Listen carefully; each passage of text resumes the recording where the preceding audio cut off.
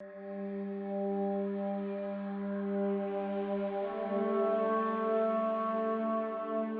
everybody, welcome back to the podcast. This is a podcast we do at Midwinter Entertainment. I'm joined by two lovely people. Who are you people? I'm Mary. Mary, what do you do here? I'm a producer at Midwinter. Okay. For Scavengers. And who are you, miss? I'm Audrey, and I am also a producer here for Scavengers. And I don't think I've ever called you miss, so I apologize. No, yeah, that was a first. It was a lot of emotions running through my mind, but it was a beautiful moment. I won't do it again. Let's talk about game producing games, what you both do here. What's a day-to-day, typical day look like for you, Audrey? A typical day is hard to define. Every day is different. It's a lot of finding out what's the most important thing, what are our priorities, chasing those down, making sure the team knows what that is, aligning the team, having conversations to make sure that we're all on the same page. And then Mary and I we have our schedule of meetings to check in with the teams, and then we sort of split the work up between us two of like, all right, you go make sure that we're testing the game, we're finding out what the issues are, we're following up and getting those fixed, and then maintaining relationships with partners that we work with, and it's a pretty wide variety of work that we do. Yeah, I was originally going to say it's like people wrangling almost. Mm-hmm. We're like shepherders. It's like the shepherd. I like the shepherd thing. I've never liked the cat herder analogy for production. It always bothered me. Like when people are like, "Oh, I'm just herding cats." I'm like, they're our friends. Yeah. And I feel more like they're actually adults as well, and they can do their own, keep themselves in check. All we're doing is try to bridge people together and actually try and make connections, get information out, and bring some order to the chaos. And so that also there's clear goals, clear things that we're trying to accomplish together. So here, what I love so much about the production philosophy at Midwinter is that really you figure out what work you need to do to accomplish the goals, but we kind of try to also help make the goals clear and make it so that you know what we're collectively trying to go after, and stuff. But yeah. Hey, I have a question, because when you said, you both essentially do some similar things, how does that work between the two of you? Like, when you were saying you divvy things up, like on a day-to-day basis, are you checking in all the time, and are you taking one section of production and you the next, or how's that work? We I think we talk. We're pretty busy, but we at least check in once a day and kind of have a list of things to hey, can you handle this? Can you handle this? We've had a talk about a couple things that we sort of manage. Mary obviously has a lot of experience and background in audio, so she totally runs that. And then I manage more of the UI because that's more of my background. But then there are other things where we sort of cross over because we might have different dependencies between the different teams and stuff. So it's sort of, we have a basic set of areas that we're responsible for looking after, but then every day or every week is sort of hey, I've got this to take care of, can you manage this? And, right. Yeah. Cool. It's pretty fluid. Yeah. Mm-hmm. And so Mary, you have a background in a few different games. What are some of the games you worked in the past? Let's see. So most recent, I'll start from most recent and then go back. So I just spent 7 years at 343, so that was Halo 4 and 5, and then a lot of the development of Halo Infinite. And then before that, I was the audio director at a Sony studio called Zipper for 6 years. So I worked on Fireteam, Bravo 2, SOCOM 4, MAG. We did a Vita game, Unit 13.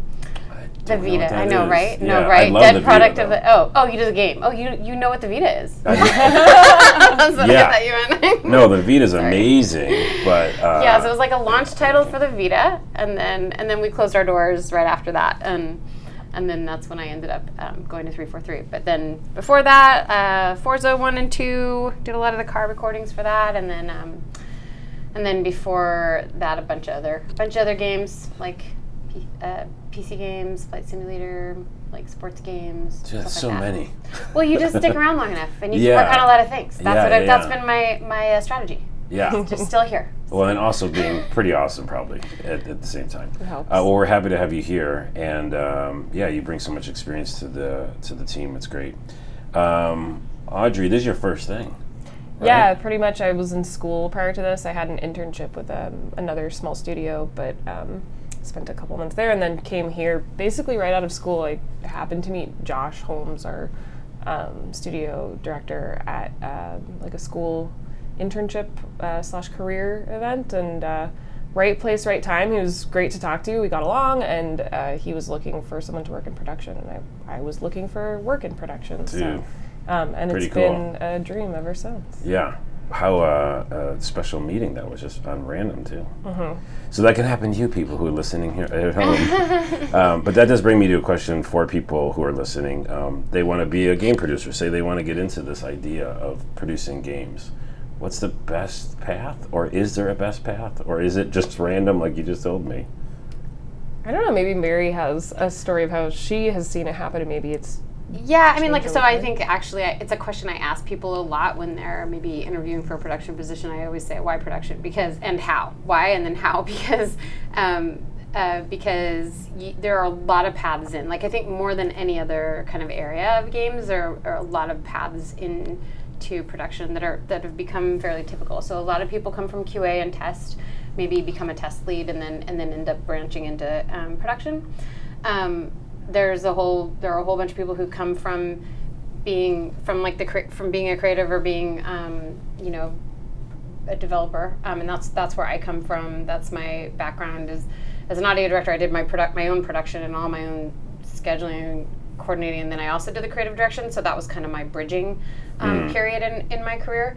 And you'll find some people come from go straight from engineering into sort of like more project management and stuff. So there are a lot of paths in, and I think it's just people just kind of gravitate towards it and then switch to it. There are also some programs that teach production, like Audrey's going straight into production, though also does some of the creative. There are definitely some programs that there are people coming out of school that are studying production and just going straight into production. But, right. It seems like there's a lot of doors. There are a lot of doors, yeah. And also just in the industry itself, it seems like that way. You know, it's almost like you have to put your mindset and like, I'm going to work in the world of games, and just not kind of solidify how you're going there, but just start doing something, whether that's a tester, whatever that is. But I think if you put your mind to it, that's almost like a bigger, grander visualization thing, right? Yeah. Hey, just go into the world of games. Well, there's a lot of ways to go in there. Yeah, I mean, networking is obviously a huge part of it, just meeting people. And if you're passionate about it, like this industry loves passion. Yeah. And studying a craft. Like, I think you have to marry all that with, like, some form of craftsmanship. So, like you want to go into games, study engineering, study art, study game design, study production, study something. You can always branch into other things, but you need the gateway, and I think the gateway is, I think it's really important to have some sort of, or marketing or community. Like, there's a ton of different things, and by study, it doesn't always have to be a specific mode or type of school or whatever, but you or like just craft, doing it. Or just doing it, but like the craft, I think it's important to go after a craft as well. Yeah, you can't just be like, you know what, I think today I'm going to be a fireman. Yeah, exactly. It's super helpful too if you have experience on any part of the game, like be it the development side or the marketing side or what have you, like knowing what the team is going through and what it takes to make a game outside of just the planning and production mindset makes you a lot more capable of being on the ground floor with your team and listening to them when they say, I need this much time to do this work, and you can kind of understand where they're coming from. Right. I think that's so important. There's like this developer first mentality that I think is really, personally, my philosophy is that's really important. It's not important to everyone, but I love what you just said, because I think that's really important, and it makes you kind of put structures and other things in place that are really more about making the best game and really develop a mindset like that kind of mindset. Yeah, thinking about the people who are working on this and tirelessly. Yeah, it's not an easy thing to do. It's it takes a lot of work to get a game done. Yeah. So. And people will see some of that in a little bit of a video series I've started, so look forward to that. Hey, let's get to some community questions. There's a few here. You are not allowed to see them. They, by the way, just so everybody knows, you were peeking earlier. Yes, we didn't really see anything. We just were like, sorry. "Oh, what's that?" It's okay. Yeah, we didn't know. The first one's kind of what we've already talked about, which is asked from Hayden, what's the hardest challenge when making a game in general? I mean, there's a question, there's an answer there from the developer side, but there's also an answer from the producer side. So what would you say, production-wise, is like one of the more difficult things? It's a pretty big question. Yeah, production-wise, I find one of the most difficult things is just, it's a constant maintenance of making sure you have all your ducks in a row and refreshing that. Like you plan, and then that plan changes constantly, and keeping up with that and making sure that you're having the hard discussions that you need to and making calls where you need to is, and keeping the team in line and everyone having a clear understanding of where the project is headed. It takes a lot of work. It's like you need to keep up with that and make sure that you're always refreshing what that looks like so that the team is always on the same page.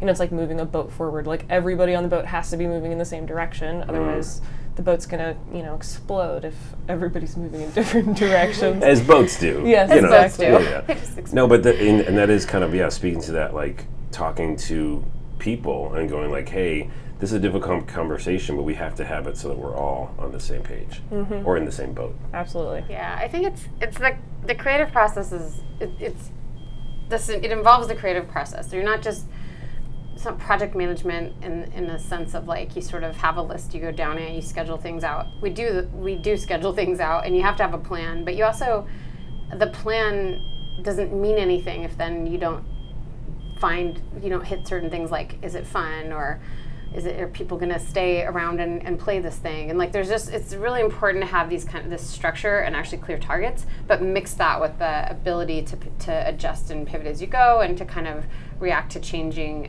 needs. And then the other thing is just, you're always building a game on a kind of, it's not like when you make a movie, you can all the different like lighting and effects and audio and all that stuff, it all can just go linearly in at the end. And this is a living, breathing world, and it's a constantly shifting and changing development environment. And so I think that's one of the most unique and kind of like special things about games, but also can also have some of the challenges. Yeah, totally. Kind of a follow-up question from Zammy is, what's the most fun part about designing and working on the game? And again, kind of in a production setting.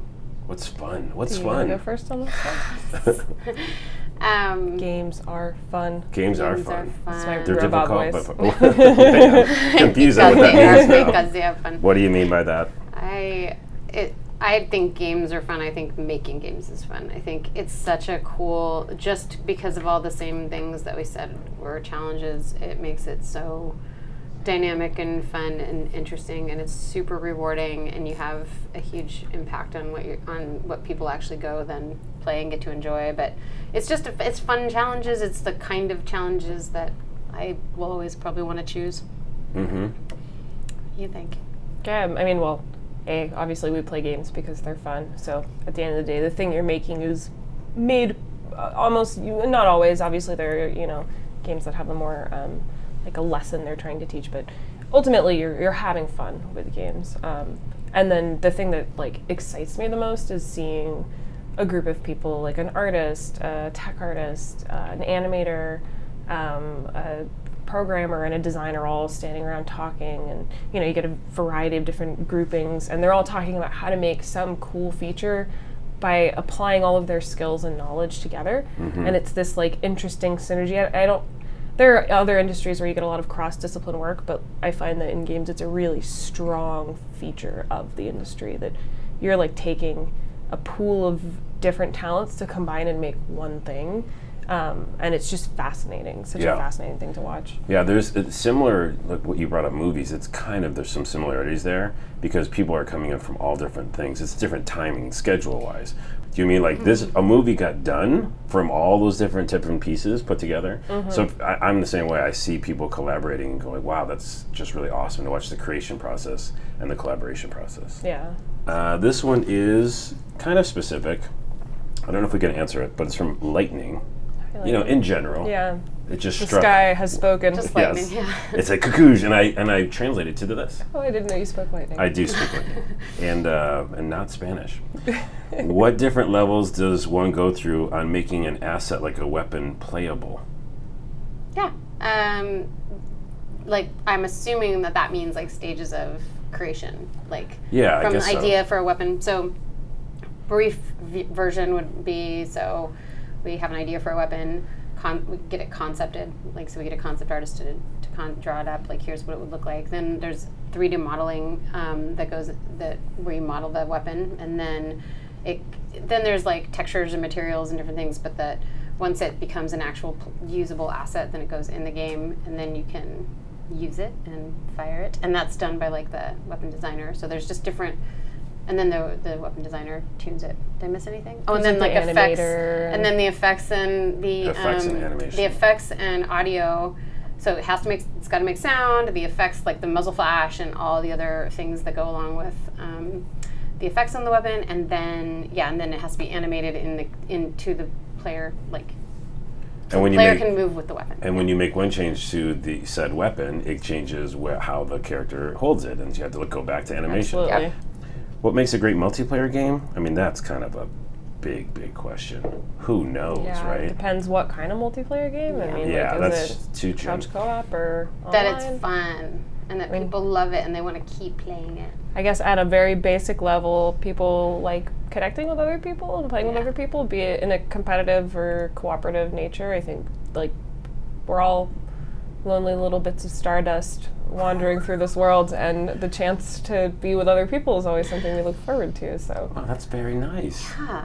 and then we all should just yell end at the each podcast other. there. No. That's It's it. like mic drop, but in this I case know. you have to like throw your tiny baby mic. But it's Unclip. cool. You should still do it. What type of genres are you striving for with Scavengers? That's kind of also broad. What are the other ideas that almost made it into development? Well, I don't know how much we can say about that. Yeah, I mean, the game has changed a lot from when I first started. Obviously, that's the nature of games. But yeah, I'm not sure what we can say about original ideas and how much was out there. I mean, like I can say that there'll just be so many more even ahead of us because it's kind of maybe it's a good opportunity to touch on the fact that this team, because it's also a small team, is really fast at iterating, and a lot of the way ideas play out or the ideas we kind of explore them, how they're explored is just by putting them in the game and seeing how it works, and then either adjusting or adapting and kind of using that real like on-screen test and to explore ideas. And so that's kind of like we could give you some from the last few weeks, and then there'll be more in the next few weeks, Right. and then kind of thing. And so I think that's I don't know. Anyway, I don't think we can get into the specifics, but we can say lots, and then lots more to come. Yeah, it's I can never give you changing. one goofy one that maybe you'll have to get rid of this, but Oh, good, go you ahead. used to be able to pick up rocks and throw them. Oh, Yeah. yeah. Oh my gosh, that's so cool. Let's That's bring true. We that can back. say, we can say some of Right, those things. throw the Those rocks, little basic throw things, the yeah. rocks. I know, when I think about it, I'm like, That's I really miss throwing cool. rocks. Yeah. You would just Hashtag like throw the rock. underhand Throw the rock. lob them. Yeah. Dude, hashtag throw the rock. I'm gonna go make a sign and put it up and be like, "Come on, bring back the rocks. Bring back." This is the going to be the most listened to part of the podcast now. Is hashtag throw the rock. Yeah. We're Also, not talking about Unless The we're Rock, just Dwayne Johnson. no, we're not talking about Dwayne Of course. Johnson. By the way, this I do know too. This will get some people really fired up if I say it.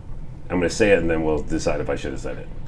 You used to be able to throw bait to the bears and make them your friend. French told me. There was an ability where you would press the ability button and a piece of meat would launch out, and then a bear would come out from it or something like I that. think and he would be defending you. in Yeah, some and his way. name was Jellybean. Jellybean the Jelly bear. yeah. So, because Aw. everybody in the community wants to tame a bear, like a ton of them. So, I know. There So was we'll have to do something in something there. with the bear. Tame the The only bear. thing that was weird I was know. you would summon Jellybean. Jellybean would fight for you, and then at the end you're like, "Hey, we're getting hungry." Oh, you'd have to kill you Jelly ate Jelly Bean. Bean? Yeah. Oh, not me. Oh. Of No, course. you did. I'll never tell. Oh, that's so Wow, this sad. podcast has made a turn. Then you have to throw a rock at his head and then eat him. Oh, hashtag throw the rock. Sorry, we're Hashtag no, Audrey's gonna cry. I'm sorry. I'm gonna I cry. love bears. I love bears. Hashtag very throw the much. rock, hashtag tame the bear at the same time. Yeah, and no, then I mean, if you hashtag- put them together, it's no wonder those features aren't in the game anymore. They're Here's- dangerous. Poor Jelly Bean. We're doing the last 3 questions. We gotta get out of here. This is making me Poor depressed. Jelly Bean, though. These are fun questions, okay? How much do people at Midwinter play other games? Are you gamed out at the end of the day? Me personally, I play every game. I'm never gamed out, but I'm not working on it nonstop like a lot of developers here are. For you guys, the same thing. Play a ton of games still.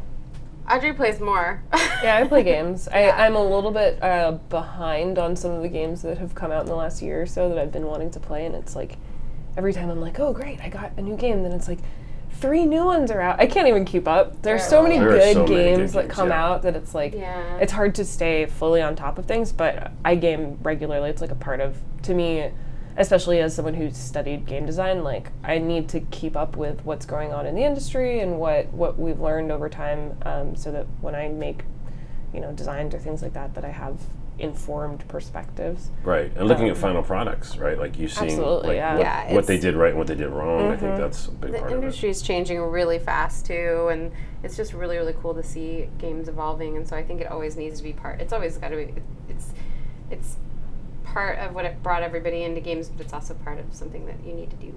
Yeah, it's the industry. Yeah, and people here play a lot of games. Like, you get a varying level, but there are plenty of people that play games with each other during lunch. You see, during like, lunch, some Destiny matches, definitely. or we've done some where 15 of us have bought a game and jumped in, and so. Yeah, so games happen here. We play games. All right, here's a fun question. What type of coffee do you all enjoy? Ooh. I like this is going to be totally can I say a plug? Yes. I know. I'm about to do an infomercial for my coffee machine, so you might as well. There's a local coffee maker near me called Broadcast Coffee Maker, and they make this, I think it's not Breaker 9. I'm forgetting the name of the specific one. It's their house blend, and it's jam and chocolate flavory kind of stuff going on, and it is amazing, and they're all really nice. So. And you're up in, what part of Seattle are you in? I'm kind of near the Central District, Okay. Lushai area. So if you're out here and you live out here, take that consideration. Mary? I live out in the woods with the bears. I don't throw with any the bears. rocks. You don't throw rocks. You don't eat the bears. And I wake up really early, and I love the coffee time of day so much. And I have a Nespresso machine. And right. I have those little guys, the super darkest kind, and I put I steam some soy milk. I put it in. I enjoy it thoroughly. Do it 2 times. That's it. We all day. drink a lot of coffee here, I think. Yeah, it's a nonstop. I think Seattle's still the coffee capital of the world. Oh, right. Or not world, you but could go validate country. that fact. Do some fact validation. Yeah. I'll use Google. Nice. That's all the questions I have for today. There's definitely more coming in all the time. We want to thank our community for the questions, and keep bringing them to us via Twitter or Discord or wherever you find us on the internet. Audrey, Mary, thank you so much for being here. Thank you for having us. And we'll see you next time. #Throw the rock. Thanks for being an awesome community. Man, thank you, community. You're awesome. Bye.